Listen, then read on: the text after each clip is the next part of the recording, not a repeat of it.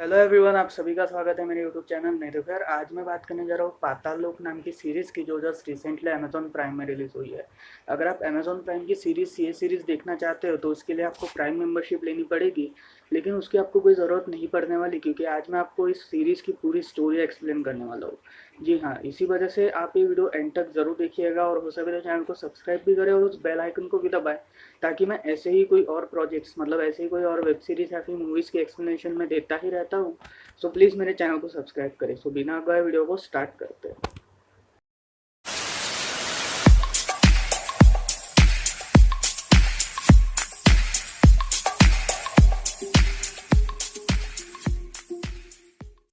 कहानी की शुरुआत होती है तीन लड़के और एक लड़की से, जहाँ पर ये चारों लोग मिलकर एक बहुत बड़े जर्नलिस्ट और उसी के साथ साथ एक बहुत बड़े न्यूज़ चैनल के हेड को ख़त्म करने वाले थे,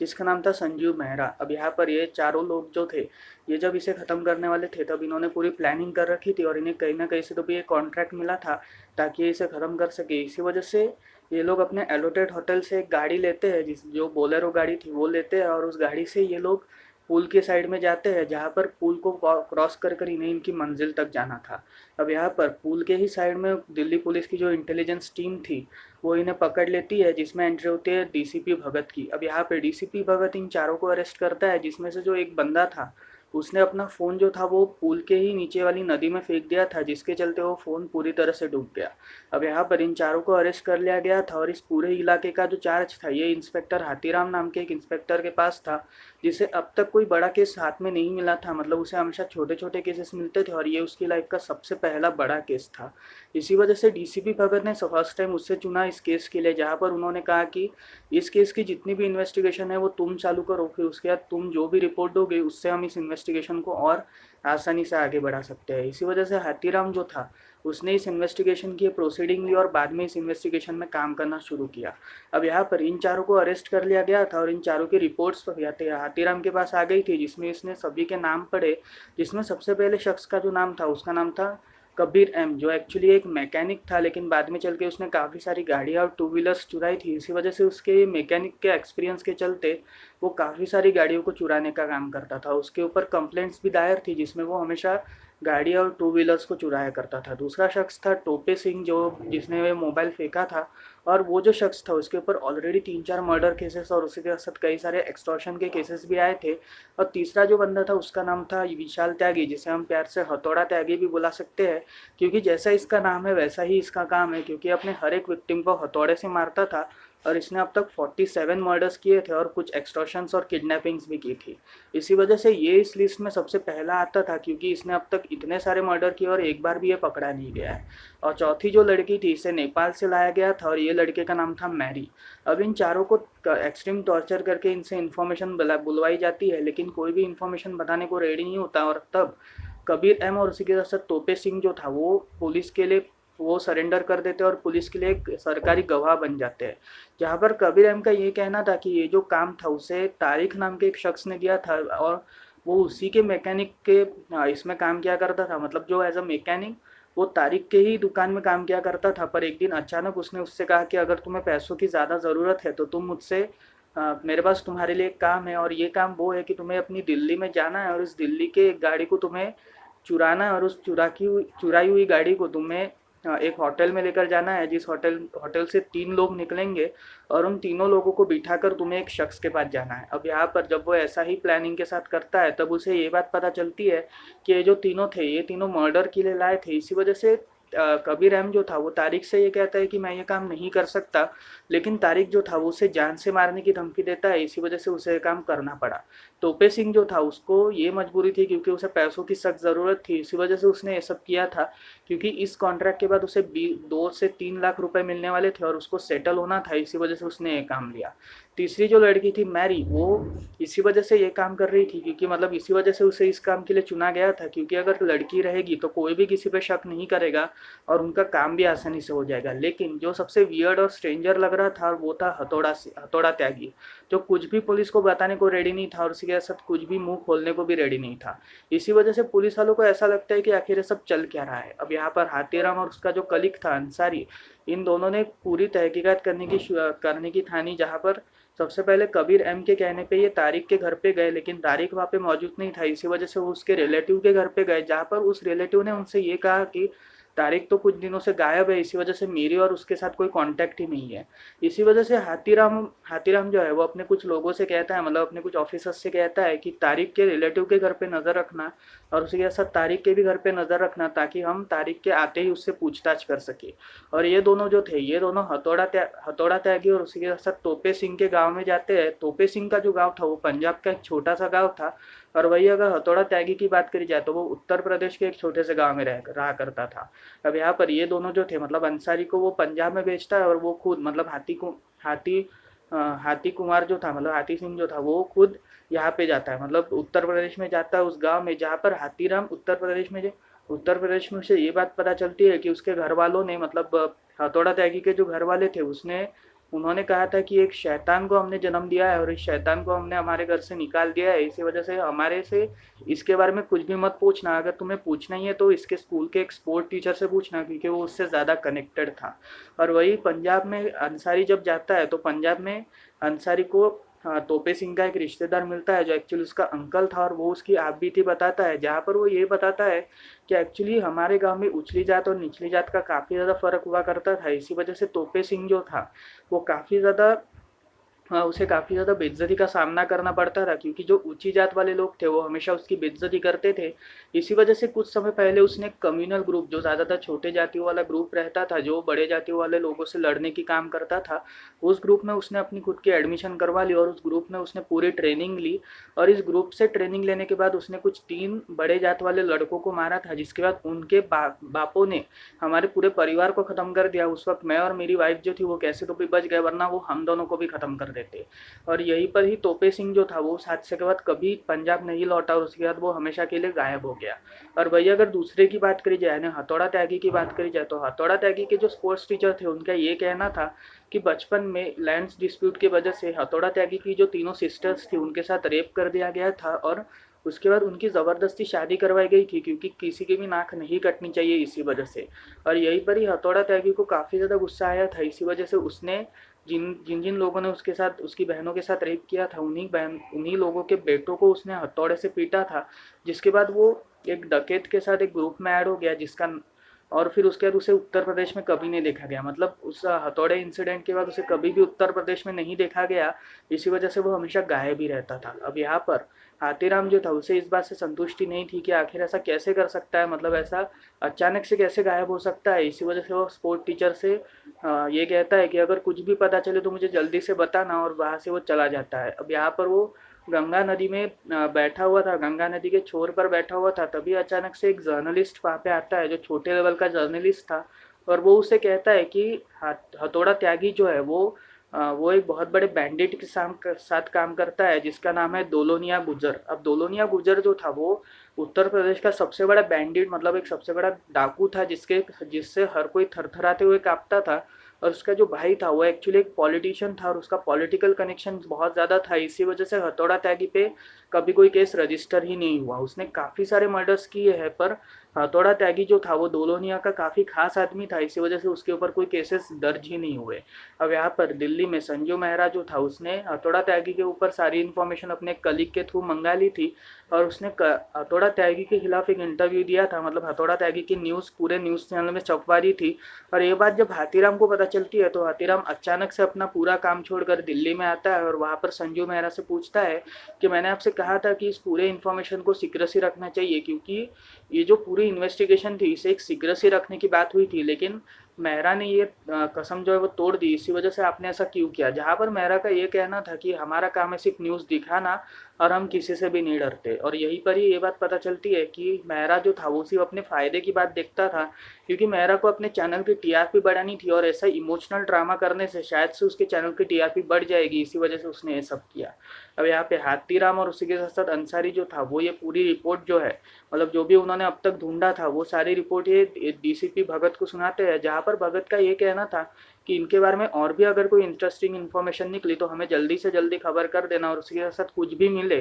तो हमें जल्दी से बता देना। अब यहाँ पर अचानक से एक दिन मैरी जो थी, मतलब जो लड़की की मैं बात कर रहा था मैरी, उस लड़की का जब पूरा चेकिंग की जाती है तब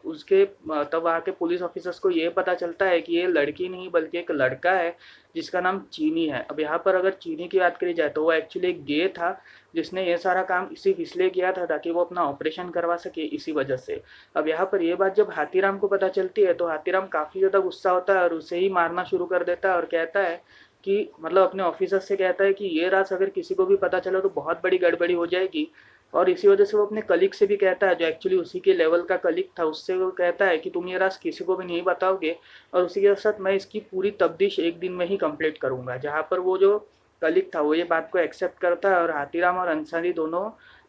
ची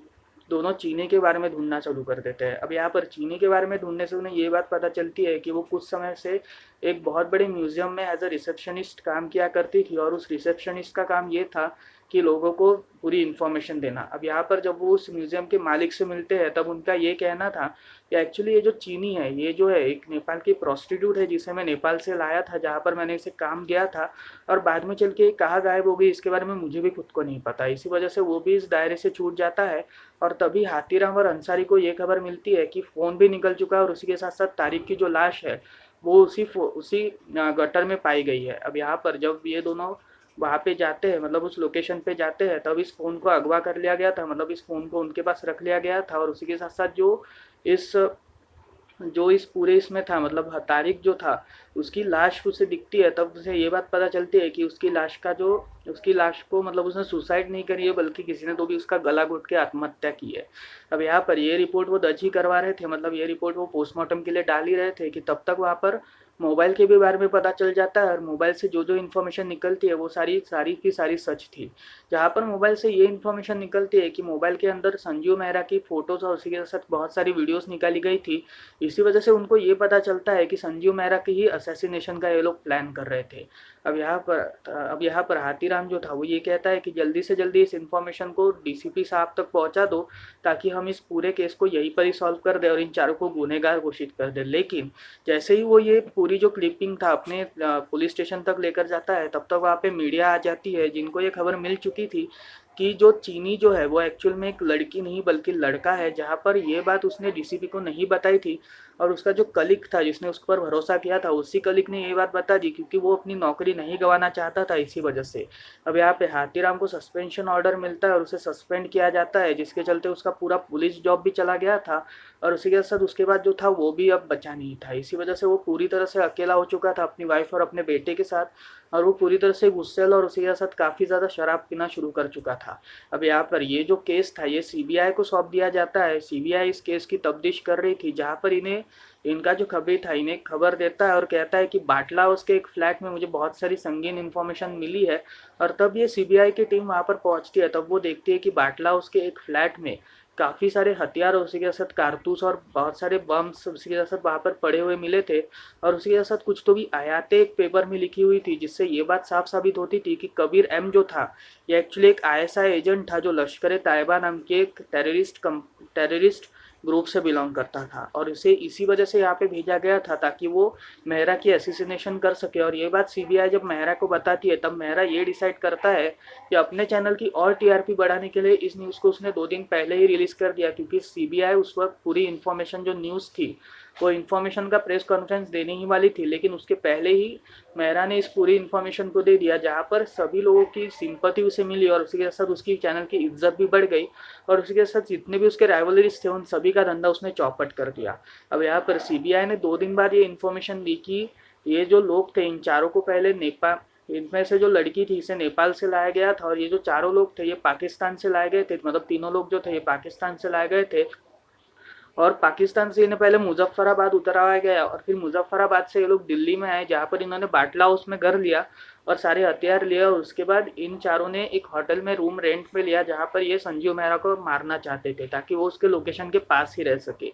अब यहाँ पर इन चारों को टेररिज्म सेल में डाला जाता है, मतलब जहाँ पर ज़्यादातर टेररिस्ट और बहुत बड़े संगीन अपराधियों को डाला जाता है वहाँ पर उन्हें डाला जाता है, और तब हाथीराम जो था उसे इस बात पे यकीन नहीं हो रहा था, क्योंकि अंसारी जो था वो उसे ये बात बताता है कि आयातों के बीच में उसे एक शब्द दिखा था जिसमें लिखा था कबीर, और कबीर को एक्चुअल में उर्दू आती ही नहीं थी। इसी वजह से सीबीआई ने जो था वो एक गलत केस उनके ऊपर थोपा था, और इसी वजह से हाथीराम और अंसारी ये डिसाइड करते हैं कि वो अब पूरी तफ्तीश करेंगे, जहाँ पर अंसारी और हाथीराम जो था वो सबसे पहले कबीर अहम के फादर से मिलते हैं, जहाँ पर कबीर अहम के जो फादर थे वो एक क्लीनर थे, और वो ये बताते हैं कि जैसे मेरे बड़े बेटे के साथ हुआ वैसे मेरे छोटे बेटे के साथ नहीं होना चाहिए, क्योंकि उनका जो बड़ा बेटा था कुछ सालों पहले एक ट्रेन में जा रहा था, वहाँ पर अचानक से कुछ हिंदू समुदाय के लोग आए थे जो ज़्यादातर मुसलमानों को ख़त्म करते थे, और उन्होंने दो मुसलमानों यानी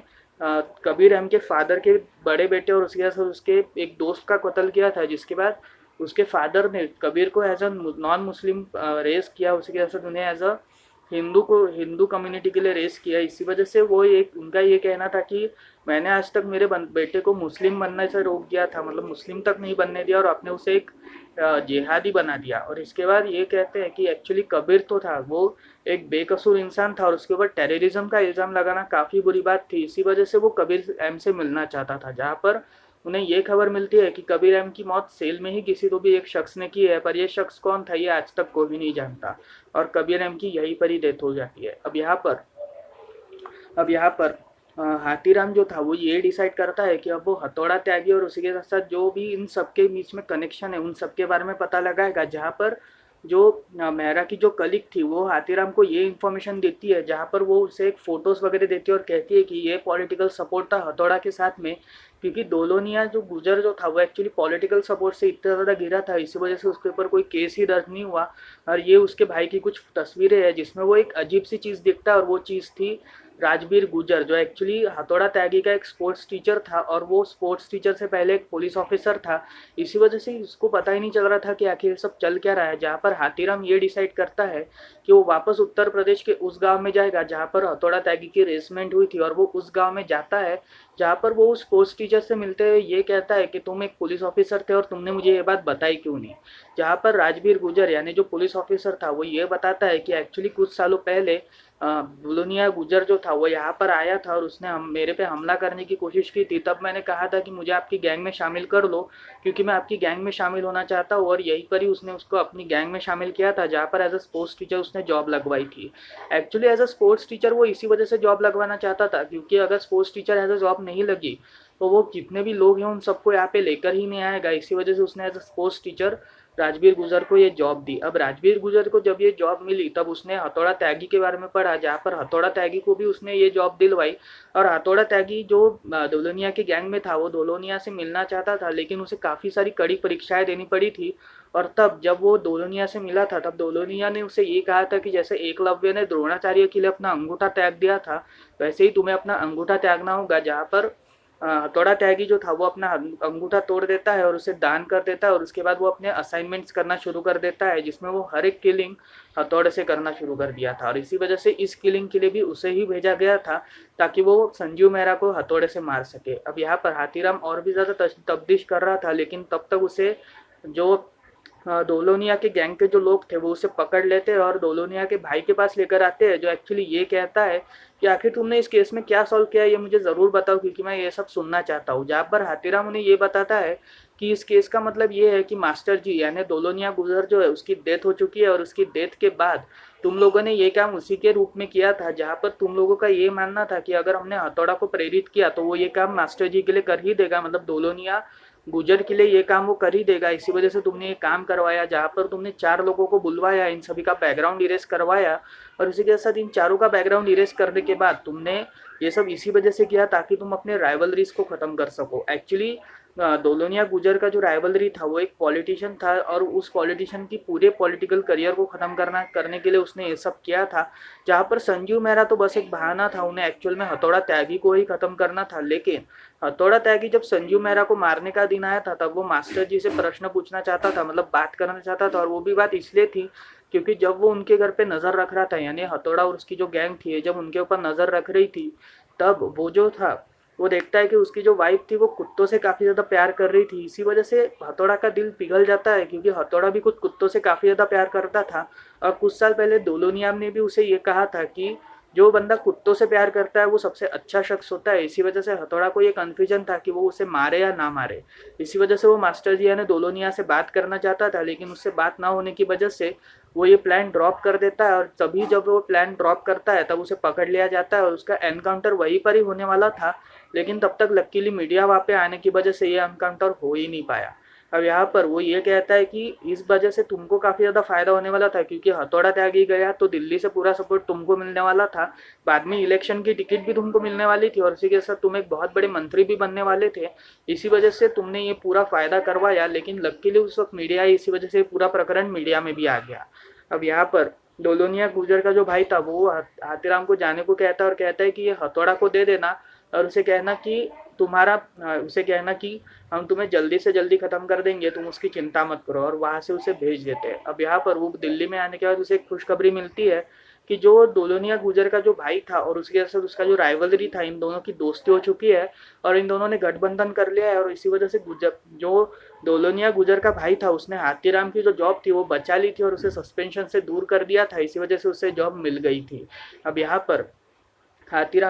पर इन चारों को, मतलब इन तीनों को जेल में डाल दिया जाता है, जिसमें जो लड़की थी यानी चीना जो थी वो एक क्लीनर के साथ रहा करती थी। उसने अपना बचपन पूरा एक क्लीनर के साथ बिताया था। इसी वजह से वो क्लीनर उससे पूछता है कि आखिर तुमने ये सब क्यों किया, जहाँ पर वो ये कहती है कि एक्चुअली मैंने ये सब इसी वजह से किया क्योंकि मैं पैसे पाकर एक ऑपरेशन करवाना चाहती थी जिसके चलते मैं तुमसे शादी कर पाती। और उसी के साथ साथ जो तोपे सिंह था उसे जेल में डाल दिया गया था, लेकिन हथौड़ा त्यागी जो था उसने पुलिस की एक बंदूक पकड़ी थी और उसने पूरे पुलिस के ऊपर वो बंदूक तान दी थी, लेकिन तब तक पीछे से हाथीराम आकर उसे खत्म कर देता है। एक्चुअली हथौड़ा त्यागी के ऊपर एक भविष्यवाणी थी जो एक ज्योतिष ने की थी। एक्चुअली उसके बचपन में उसके फादर ने जो जन्म कुंडली उसे दिखाई थी एक ज्योतिष को, तब उस ज्योतिष का ये कहना था कि आपका बेटा एक नॉर्मल इंसान नहीं बल्कि एक हिरण्यकशिपु नाम का एक राक्षस है, जिसका संहार सिर्फ नरसिम्हा कर सकते हैं, क्योंकि ना तो इसकी मौत दिन को होगी, ना ही इसकी मौत रात को होगी, ना ही ये किसी प्राणी पशु या इंसान से मरेगा, बल्कि ये सिर्फ मरेगा तो नरसिम्हा से। और यहाँ पर नरसिम्हा का जो अवतार था वो और कोई नहीं बल्कि हाथीराम था, जिसने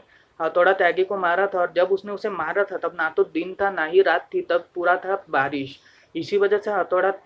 से हाथीराम उसे खत्म कर पाया और यहीं पर ही हथौड़ा त्यागी का भी केस खत्म हुआ और उसी के साथ ये पूरी सीरीज भी खत्म हो जाती है। देखो यार, इस सीरीज की कहानी काफ़ी ज़्यादा सिंपल है और उसी के साथ काफ़ी ज़्यादा यूनिक भी है। इसी वजह से ये सीरीज आप सभी को ज़रूर देखनी चाहिए। सो ये थी मेरी पूरी एक्सप्लेनेशन। आप सभी को ये सवाल लग रहा होगा कि मैंने हाथीराम के पर्सनल लाइफ के बारे में इसमें क्यों नहीं डिस्कस किया। देखो यार, उसके पर्सनल लाइफ के बारे में डिस्कस करने का कोई इतना इशू नहीं था, क्योंकि उसकी पर्सनल लाइफ का कोई इशू, मतलब इतना ज़्यादा स्टोरी में इन्वॉल्वमेंट था ही नहीं। इसी वजह से मैंने ये डिसाइड किया कि जो भी इस केस से रिलेटेड था उसी के ऊपर मैं पूरी कहानी को डिस्कस करूंगा। सो ये थी मेरी पूरी कहानी इस पूरी सीरीज की। अगर आपको ये स्टोरी पसंद आई तो प्लीज़ इस वीडियो को लाइक करें, हो सके तो चैनल को सब्सक्राइब करें और उस बेल आइकन को दबाएं, ताकि जब भी मैं कोई नई वीडियोस ऐसी अपलोड करूँ उसकी नोटिफिकेशन आपको सबसे पहले मिले। सो मिलते हैं अगली वीडियो में, तब तक के लिए बाय बाय।